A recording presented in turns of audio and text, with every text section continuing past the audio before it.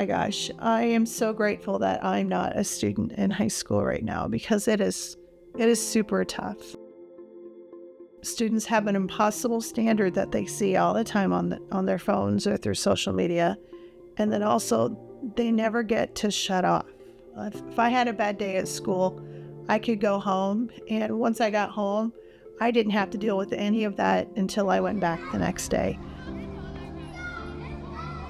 There is an expectation that within the school setting, we ensure the safety of our staff and students, right? And so we know that we can't just put all of our efforts into physical safety. We have to have a balance of physical and psychological safety. So that is where we always have to be kind of mindful of, do I feel welcome here? Do I feel like an important part of this school community? Am I seen and am I heard?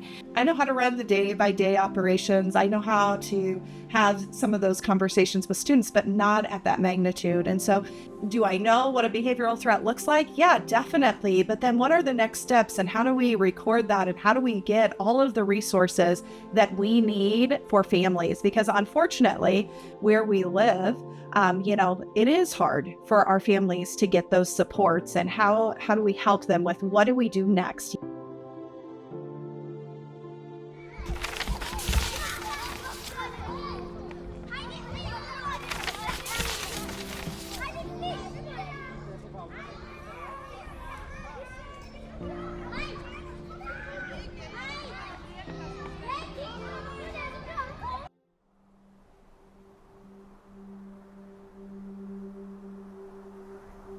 We have a great atmosphere here at Mount Air. One of the best things we have going for us is we have a lot of community support, community pride in our school.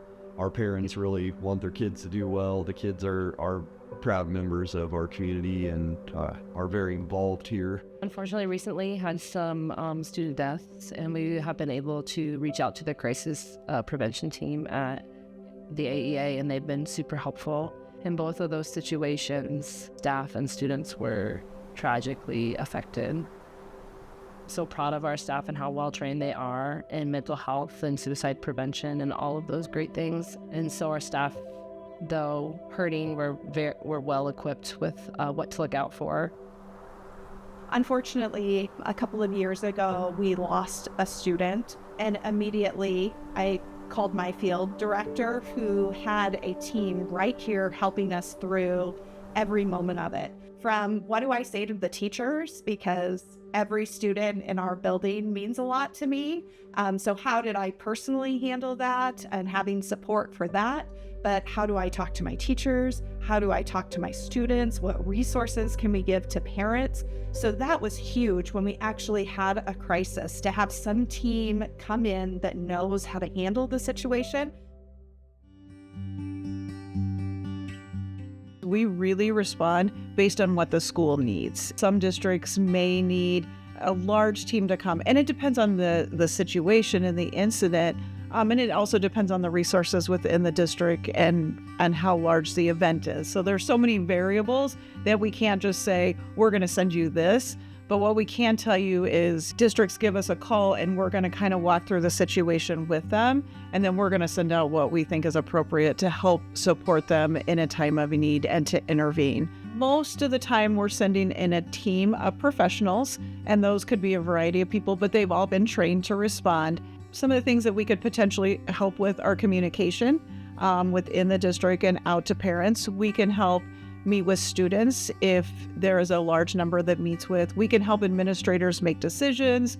We can run groups, can help in classrooms with teachers if the teachers are feeling overwhelmed. So there's kind of a variety of things, because we want them to be able to sustain the work once we're gone. So once there's an initial response, and that can last for however long the situation warrants, but we want them to be able to continue to move forward and to sustain those efforts. So that's why we're always letting the district take the lead. And there are times where a district may call us in and want us to lead, and we're definitely willing to do that. But then we want to shift that over to the district because we can't be there for the rest of the school year.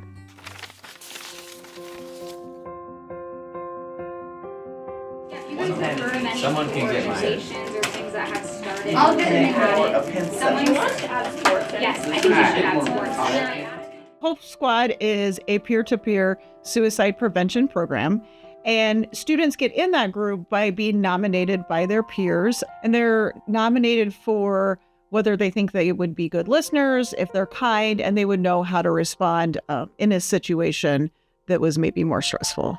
The great thing about Hope Squad is there's an elementary level to it. You could have one at the middle school, you could have one at the high school. So each school can tailor that group. It really is a great way for us to start engaging with students in conversations about mental health related issues and help to kind of like break down some of those barriers that have been there. So by directly involving students in those conversations and then getting their input and their involvement in then taking that to the larger school community.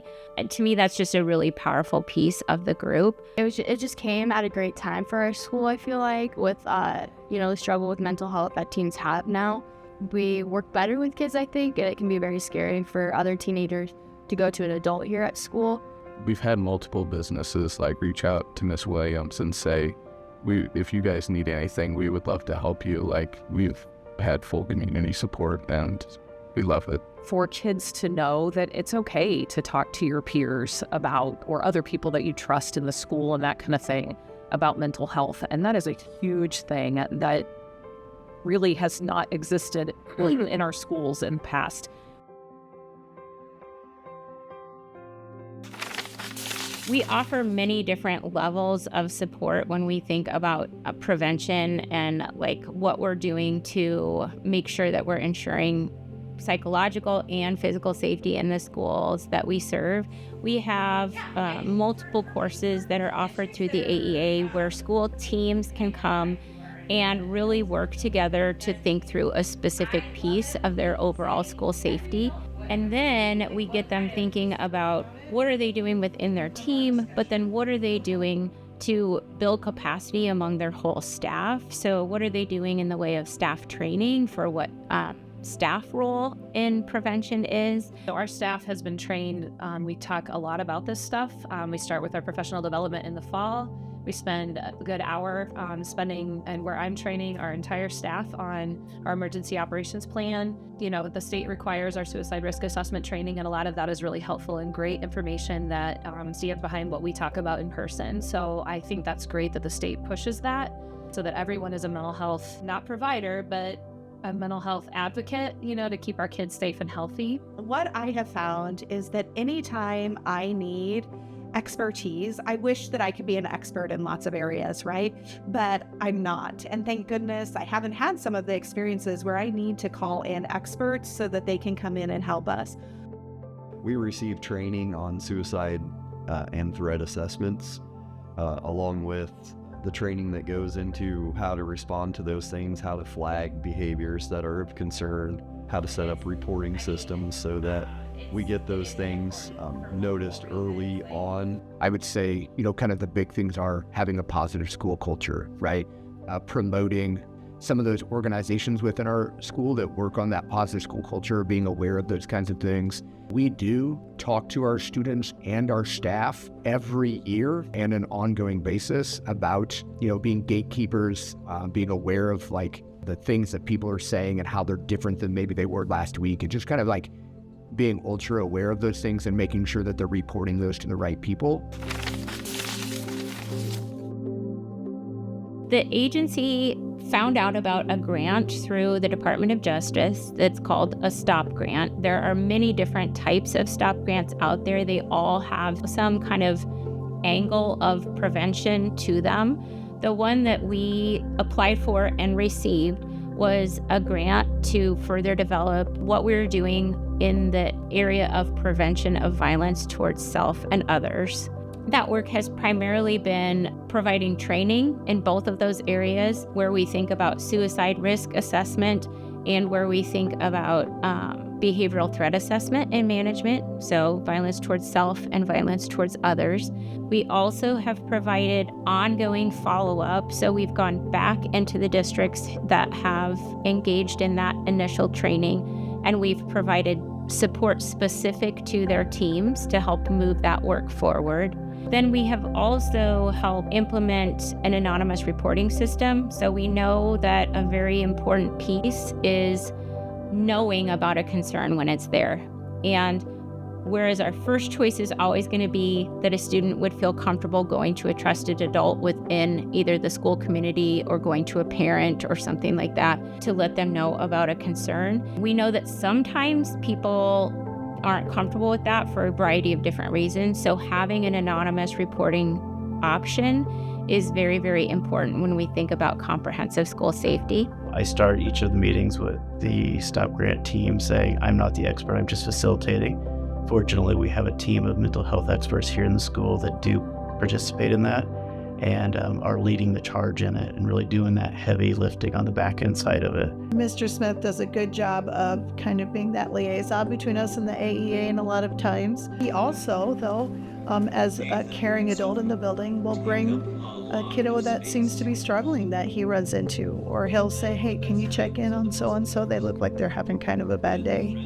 I teach, what we call cardinal character, and I'm in the classroom teaching kids how to be kind and how to handle strong emotions and, how to be a good student and how to, we've got the 3 domains that the counselors work on, but we're not in the classrooms all the time as the teachers are. And so they are the ones teaching social emotional learning when they're confronting behavior on the spot.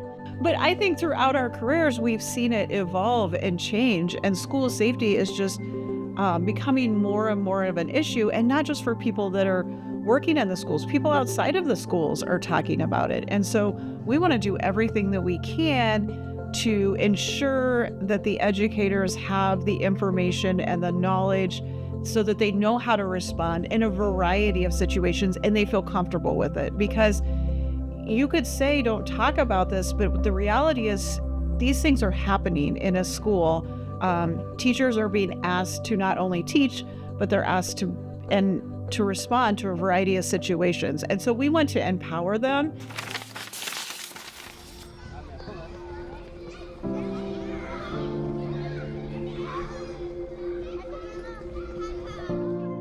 I know the trainings that I've attended through the AEA, especially Green Hills, and they've given us a lot of research, good research, in the last 24 years that we can build upon. It is important for us to communicate those things out, what kind of procedures to put in place as far as how to support your students. And then it goes into things even like how do you handle memorials and remembrance things and create consistent policies to follow there.